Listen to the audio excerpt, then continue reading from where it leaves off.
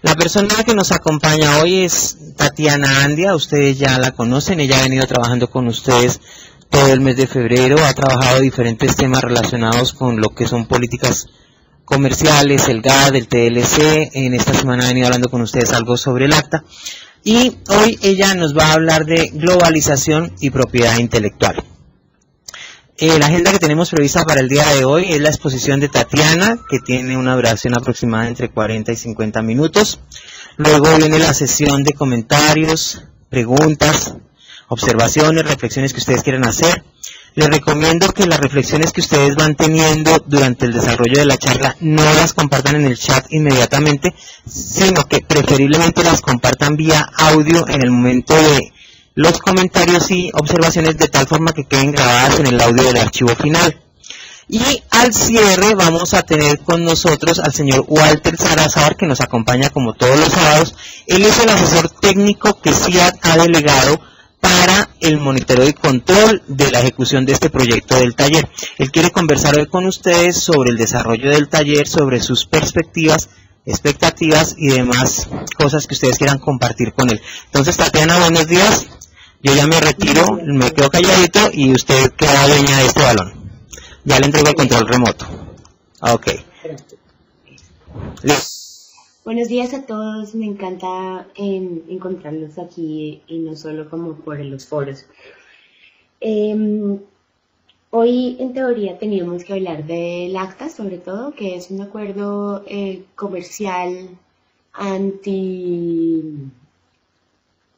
anticontrabando y que tiene implicaciones importantes para la propiedad intelectual y el acceso a los medicamentos. Pero para no llegar al tema totalmente descontextualizado, lo que quería aprovechar para hacer hoy es hacer como un paseo rápido por lo que vimos en las últimas 4 semanas y darles un curso comprimido de globalización y propiedad intelectual para terminar en el acta, entre otras cosas para que el acta no parezca un intento, digamos, que no ha sido precedido por varios acuerdos que tienen más o menos los mismos objetivos. Entonces, por eso la presentación se llama Globalización y Propiedad Intelectual y entonces, digamos, resume todo lo que hemos visto en las últimas 4 semanas. A ver. Listo. Entonces, esto es algo muy general, que está tomado de un autor que me gusta mucho, que les recomiendo que se lean si tienen alguna oportunidad, que se llama Karl Polanyi. Él tiene un libro que se llama La Gran Depresión, y en ese libro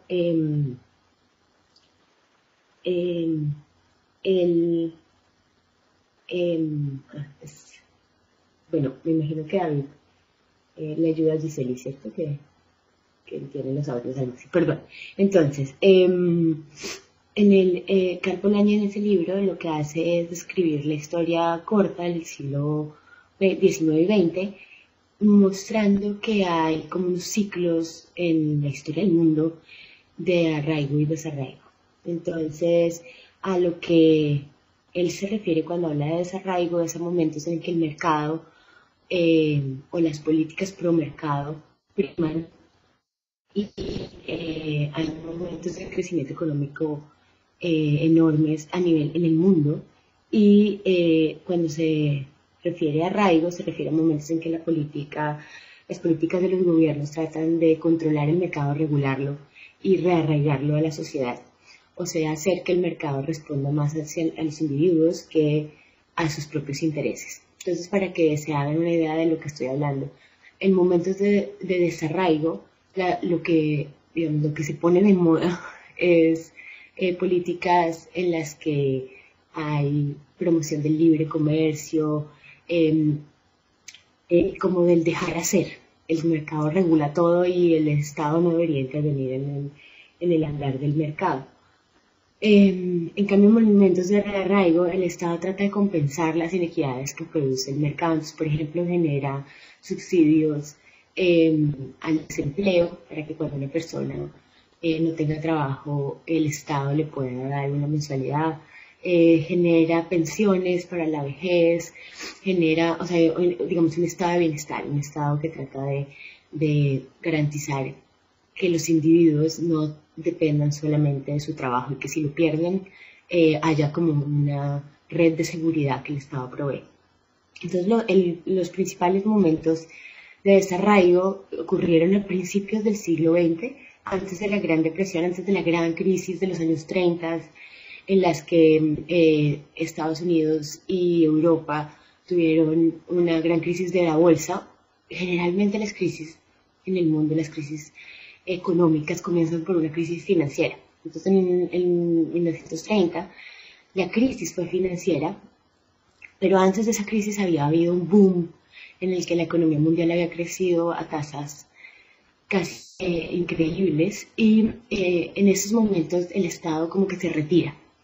El Estado, está hablando de los estados de todos los países, no solo los desarrollados. y luego hay un momento en el que con la crisis se produce digamos, un encogimiento del mercado, la gente tiene niveles de pobreza altísimos y el Estado tiene que volver a entrar. Y ese es el momento de rearraigo que comienza después de la Segunda Guerra Mundial y que se queda con nosotros hasta más o menos la década de los años 80. Ese arraigo es cuando se produce el crecimiento del estado de bienestar en Europa. En Estados Unidos tal vez nunca hubo un estado de bienestar, digamos, tan grande como el de Europa, pero es un momento en el que el Estado regula el mercado, no se permite que las empresas tengan unas dimensiones demasiado grandes.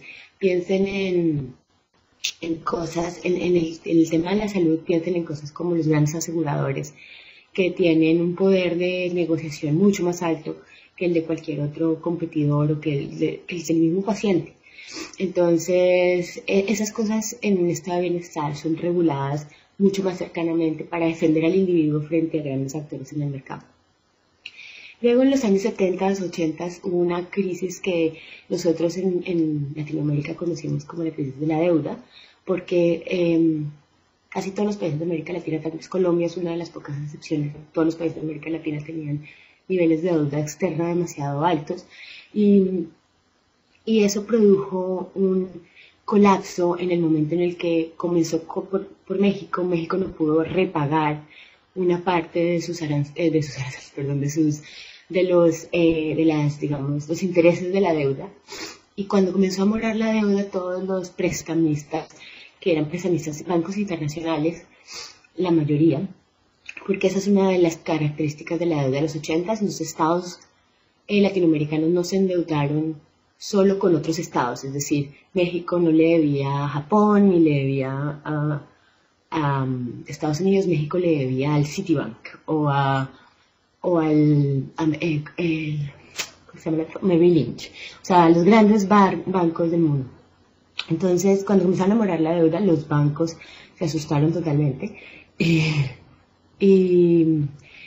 pensaron que todos los otros países de América Latina iban a morar la deuda y comenzaron a subirles las tasas de interés como una forma de asegurar su plata, ¿no? O sea, eso es lo que haría una tarjeta de crédito con ustedes si por alguna razón comienzan a mover los pagos. Lo que pasa es que la deuda se agranda porque la tarjeta trata de eso, o sea, sube la tasa de interés para tratar de compensar el riesgo.